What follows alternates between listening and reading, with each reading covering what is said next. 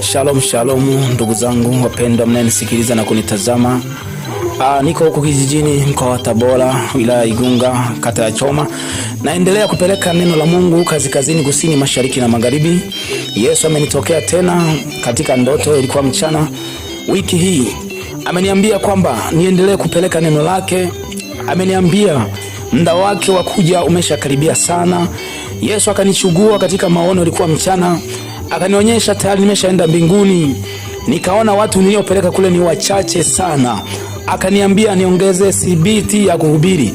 Hata wewe shuhudia watu wengi, ndivyo Yesu atakavyokupa vitu vikubwa utakapofika kule.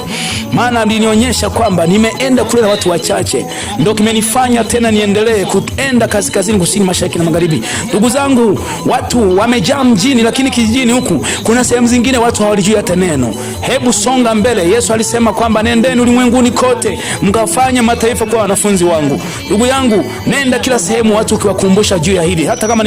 Hata kama ni ndugu yako, mwambie kwamba tumefika mwisho. Wanadamu tumefikia mwisho kabisa.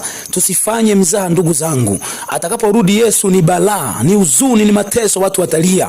Ndugu yangu, hata ndugu yako mwambie kabisa tumefika mwisho. Hata wewe pia jichunguze, tengeneza mambo yako. Yesu alivyoniambia nimeshangaa sana.